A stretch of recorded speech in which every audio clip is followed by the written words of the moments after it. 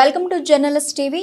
అక్రమంగా రైతు బంధు పొందిన వ్యక్తుల నుంచి ఆర్ఆర్ యాక్ట్ ద్వారా నిధులను వెనక్కి తీసుకోవాలని రేవంత్ సర్కార్ నిర్ణయం పట్ల రైతులు హర్షం వ్యక్తం చేస్తున్నారు. గత ప్రభుత్వాల వైఫల్యం వలన భూ హక్కులు కోల్పోయిన రైతులు అధికారుల చుట్టూ తిరిగిన ఆర్ఎస్ఆర్ పేరుతో శటగోపం పెడుతున్నారు. గ్రామాల్లో మిగులు భూమి లేనందున రికార్డులో నమోదు చేయలేమంటూ తహసీల్దార్లు చేతులు ఎత్తివేస్తున్నారు. ఎల్ఆర్యూపీ సమయంలో జరిగిన తప్పిదాలతో రైతు బంధు వంటి ప్రభుత్వ పథకాలను లక్షలాది మంది రైతులు కోల్పోతున్నారు. అసలు భూమి లేని వేలాది మంది రైతులు రైతు బంధు డబ్బులు దిగమింగుతున్నారు. ఎకరం 2 ఎకరాల స్థానంలో 10 ఎకరాలకు రికార్డు సృష్టించిన కేటుగాళ్లు రైతు బంధుతో ఎంజాయ్ చేస్తున్నారు. రైతులకు జరుగుతున్న అన్యాయాలపై journalist TV CEO Mareddy Nagendra Reddy విశ్లేషణ.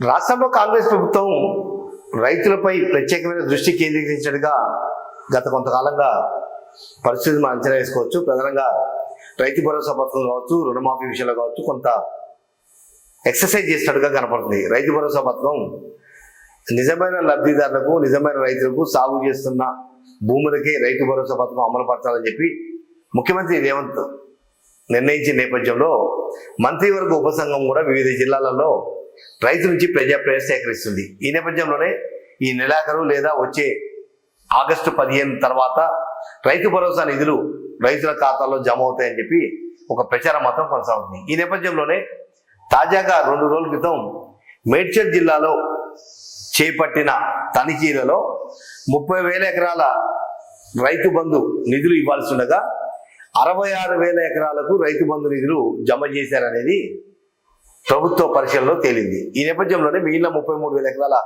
రైతు బంధు తీసుకున్న వ్యక్తులు ఎవరైతే ఉన్నారో వాళ్ళ దగ్గర నుంచి రెవెన్యూ రికవరీ యాక్ట్ కింద డబ్బులు తిరిగి చెల్లించాలని చెప్పి ప్రభుత్వం నోటీసులు జారీ చేస్తున్న ప్రచారం మాత్రం కొనసాగుతుంది. వాస్తవంగా ప్రభుత్వ ధనం ఎవరు దుర్వినియోగం చేసినా, ప్రభుత్వ ధనం ఎవరు అపరంగా తీసుకున్నా అది ఆర్ఆర్ యాక్ట్ కింద రికవరీ చేయడం అనేది మంచి పద్ధతి.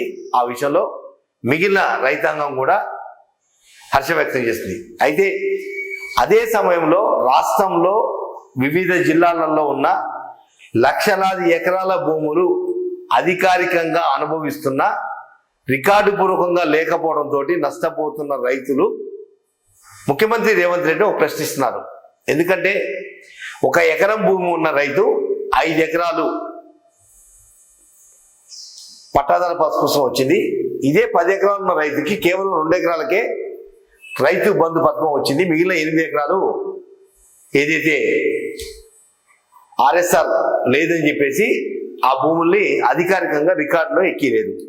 అంటే ఏదైతే 2009-10లో LRUP land records update scheme ఏదైతే పెట్టారో ఆ సమయంలో పహానీలలో ఎన్ని ఎకరాలు ఉంటే అన్ని ఎకరాలు అలా అధికారికంగా ఆమోద ముద్ర చేశారు. ఆ రోజున్న రెవెన్యూ వ్యవస్థ, రెవెన్యూ సిబ్బంది, బీఆర్ఓలు కావచ్చు, ఆర్ఐ కావచ్చు, ఎంఆర్ఓ కావచ్చు, ఇతర అధికారులంతా కూడా రైతులకు నిజంగా అన్యాయం చేశారు అని అంటే మాత్రం 2009-11 మధ్య చెప్పవచ్చు. గతంలో 2010-11 కంటే ముందుగా బ్యాంకర్స్ ఏదైతే రుణాలు ఇస్తున్నారో ఆ రుణాలు పాస్ పుస్తకాలు లేకపోతే పహానీల ఆధారంగా విఆర్ఓ, ఆర్ఐ, ఎంఆర్ఓ సర్టిఫై చేసి పహానీ జిరాక్స్ కాపీ, నకలు కాపీ ఇచ్చి ఒక సంతకం పెట్టి దాని మీద స్టాంప్ వేస్తే ఏమీ భూమి లేని కూడా 5 ఎకరాలు 10 ఎకరాలు కూడా అప్పుడు రుణాలు అందించారు.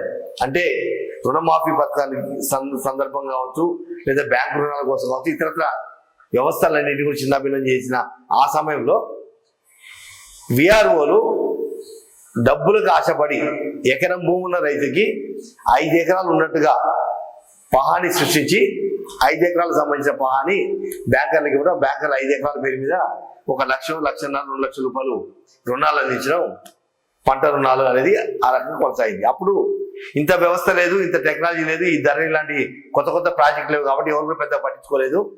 తమ భూమి తమ పాస్ పుస్తకం ఉంది, తమ ఆధీనంలో ఉంది, తాము సాగు చేసుకుంటామనే ఆలోచనతో అప్పుడు భూముల ధరలు కూడా ఎకరం 30,000, 40,000, 50,000, లక్ష ఉంది కాబట్టి ఎవరు పెద్దగా దాని నుంచి పట్టించుకోలేదు. కానీ తాజాగా భూముల ధరలకు రెక్కలు రావడంతో ప్రతి ఒక్క రైతు కూడా తన భూమికి హక్కు పత్రం ఏదైతుందో ప్రభుత్వం జారీ చేసే పట్టాదారు పాస్ పుస్తకమే క్రైటీరియా అంటున్న నేపథ్యంలో రైతులు అరిఘోష పడుతున్నారు. గ్రామాలలో ఒక్కొక్క గ్రామంలో ఒక 150 నుంచి 250 ఎకరాల మధ్యన ఆర్ఎస్ఆర్ లేదని అధికారికంగా ఆ రైతుకి పట్టాదారు పుస్తకంలో ఎంట్రీ చేయటం లేదు. ఏదైతే ఎల్ఆర్యూపీలో అక్రమంగా పహానీలో ఎక్కించారో దాన్ని రెగ్యులేట్ చేస్తూ ఆన్లైన్ సిస్టమ్ ఆ రోజు క్రియేట్ చేశారు, కంప్యూటరేషన్ చేశారు. కంప్యూటరేషన్ చేసినప్పుడు ఎకరాన్ని 5 ఎకరాలు ఏదైతే పహానీలో తప్పుడుగా ధృవీకరించారో అది 5 ఎకరాలు ఆ రైతుకి అధికారికంగా చెప్పబడిపోయింది. దీంతో బీఆర్ఎస్ ఆనాటి టీఆర్ఎస్ ప్రభుత్వం ధరణి ప్రాజెక్టు తోటి రైతుల దరిద్రం అంతా పోతుంది, ఎప్పుడో 40-50 సంవత్సరాల క్రితం పొందుపరిచే పహానీ సిస్టమ్ మొత్తం మాఫీ చేసేస్తాం, మేమిచ్చే ధరణియే అధికారికి రాజముద్ర అంటూ హడావుడి చేస్తూ ఒక సాఫ్ట్వేర్ క్రియేట్ చేసింది. ఆ సాఫ్ట్వేర్ సమయంలో ఆర్ఎస్ఆర్ అంటే ఒక గ్రామంలో ఒక 3,000 ఎకరాలు కనుక ఆ గ్రామం మొత్తం మీద ఏదైతే సిసిఎల్ఏ పరిధిలో గతంలో కాసాపాని ఆధారంగా ఒక గ్రామానికి ఒక 3,000 ఎకరాలు రెవెన్యూ రికార్డులో ఉందంటే ఆ 3,000 ఎకరాలని రికార్డులలో ధరణి రికార్డులలో ఎంట్రీ చేశారు. అంటే ఆ గ్రామానికి కేవలం 3,000 ఎకరాలు ఏదైతే ఎంట్రీ అవుతుందో ఆ 3,000 ఎకరాల తర్వాత ఒక గుంట భూమి కూడా అదనంగా ఆ సాఫ్ట్వేరు ఆమోదించలేదు. ఈ నేపథ్యంలోనే ఎవరైతే పహానీలలో ఎకరాన్ని 5 ఎకరాలు చేశారో 5-10 చేశారో ఇవన్నీ ముందస్తుగా ఎవరైతే ధరణిలో ఎంట్రీ చేసుకునేందుకు ఆన్లైన్ సిస్టంలో ముందు పడ్డారో వాళ్ళందరికీ అధికారికంగా భూమి లేకున్నా సాగు భూమి లేకున్నా రికార్డులలో మాత్రం 5 ఎకరాలు 10 ఎకరాలు చెప్పి ఎంట్రీ అయిపోయింది. దీంతో ఒరిజినల్ రైతులు ఎవరైతే ఉన్నారో తాత ముత్తాత నుంచి వస్తున్న భూములు కావచ్చు, కొనుగోలు చేసిన భూములన్నింటి కూడా ఆర్ఎస్ఆర్ లేదంటూ ఒక ఉచిత సలహా ఇచ్చి రెవెన్యూ అధికారులు చేతులు కట్టుకుని ప్రశాంతంగా కూర్చున్నారు. తమ సీట్లలో ఆదాయం వస్తే ఆదాయం జేబులు వేసుకుంటున్నారు, నెలవారీ జీతం తీసుకున్నారు తప్ప రైతు ఎదుర్కొంటున్న సమస్య విషయంలో పూర్తి స్థాయిలో పరిష్కారం చూపించే పరిస్థితి మాత్రం లేదు.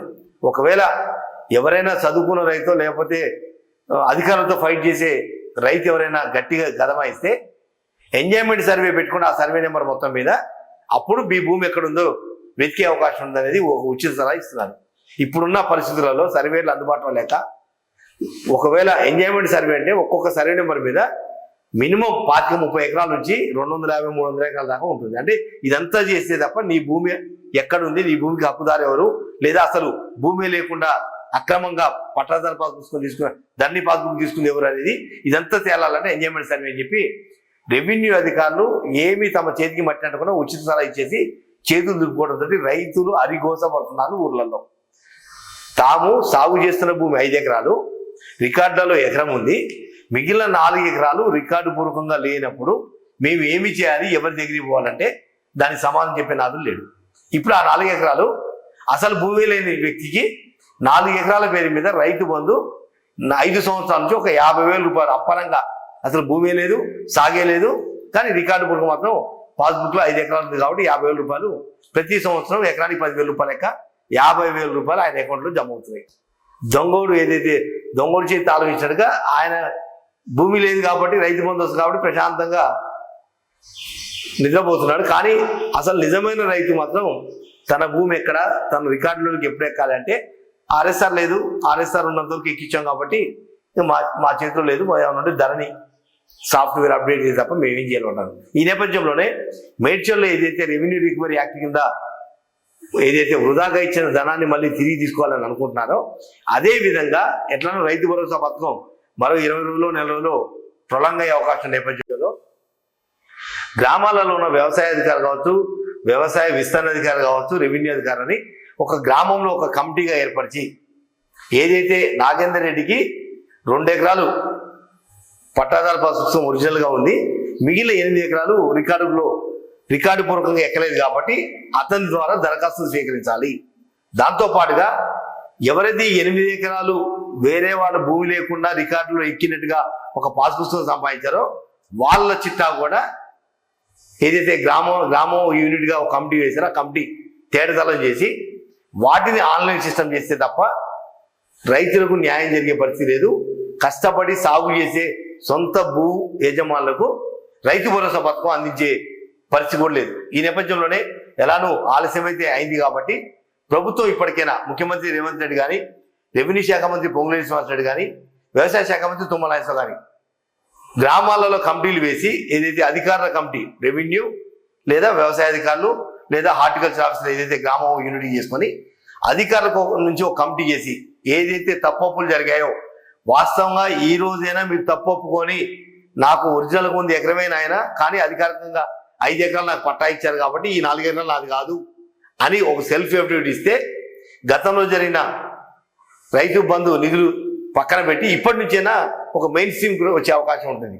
దాంతోపాటు ఒకవేళ కనుక గ్రామానికి ఒక యూనిట్గా వేసినప్పుడు ఆ యూనిట్ అధికారులకు కనుక సంబంధిత తప్పుడు సమాచారం కూడా చెప్పకపోతే అవసరమైతే ఆర్ఆర్ యాక్ట్ కింద కేసులు నమోదు చేస్తామని చెప్పి ఒక సిస్టమ్ కనుక తీసుకొస్తే తప్ప గ్రామాల్లో ఉన్న రైతుల సమస్యలు తీరే పరిస్థితి. కాబట్టి ముఖ్యమంత్రి రేవంత్ రెడ్డి, రెవెన్యూ శాఖ మంత్రి పొంగులేటి శ్రీనివాసరెడ్డి, వ్యవసాయ శాఖ మంత్రి తుమ్మల నాగేశ్వరరావు ఇప్పటికైనా LRUP తోటి ఆ రోజు నష్టపోయిన వాళ్ళు ఇప్పుడు ఆర్ఎస్ఆర్ లేదని చెప్పేసి భూములు రికార్డుల్లో నమోదు కాని రైతులు ఎవరైతే వాళ్ళందరికీ తగు న్యాయం చేయాలంటే గ్రామాన్ని యూనిట్గా అధికారులను ఏర్పాటు చేసి దరఖాస్తులు స్వీకరించి ఒకవేళ నాగేంద్ర రెడ్డికి 10 ఎకరాలు ఉంటే 2 ఎకరాలు వచ్చి మిగతా 8 ఎకరాలు ఎటుపోయింది అన్నప్పుడు ఈ రైతే మళ్ళీ పలానా ఎల్ఐ దగ్గర పొల్లయ్య దగ్గర వీళ్ళ దగ్గర వాళ్ళ దగ్గర ఓ 2 ఎకరాలు సార్ వాళ్ళకి ఒరిజినల్ ఎకరమే 2 ఎకరాలు అన్నప్పుడు వీళ్ళ దగ్గర గతంలో ఉన్న పాత పాస్ పుస్తకాలు ఇప్పటికీ 1956 నుంచి కూడా పాత కాగితాలు పాత డాక్యుమెంట్ ఇంకా రైతుల దగ్గర భద్రంగా ఉంటాయి కాబట్టి వాటిని ఆధారం చేసుకొని